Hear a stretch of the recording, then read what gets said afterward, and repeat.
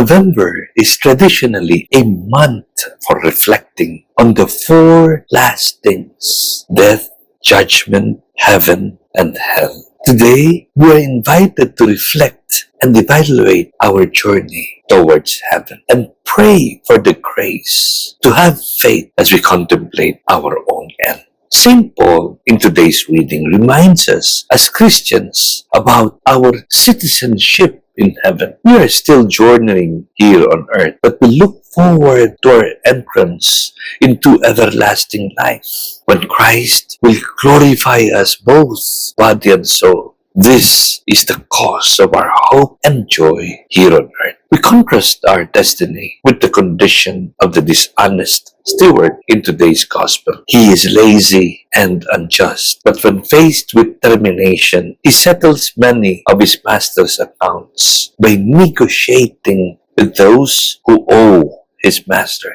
The steward was praised because he is canny and resourceful in preparing for the future. Christ tells us this story to remind us that our earthly good will be taken away by death, so we must use them wisely. The truth is, we are all stewards of God, entrusted with the care of some of His creations, and someday we will give an account of our stewarding.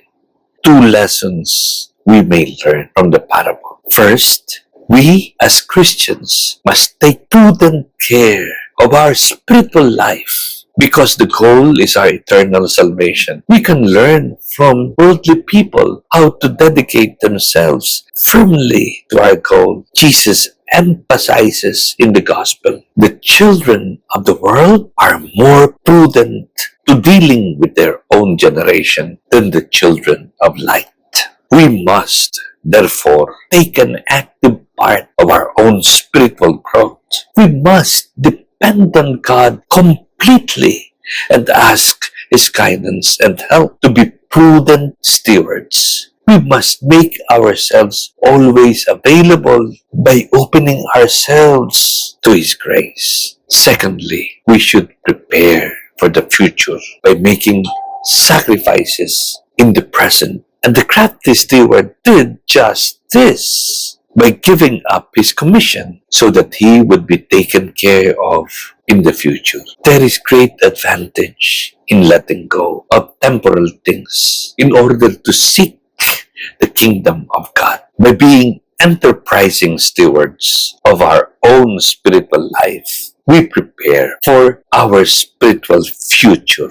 God will make us holy if we cooperate with Him. He will not force us. Let us then let God work through us and not just for us, and strive to serve Him the best of our ability, even beyond our ability as good and faithful servants. Let us ask Mama Mary to teach us to be prudent in the ways of the Lord.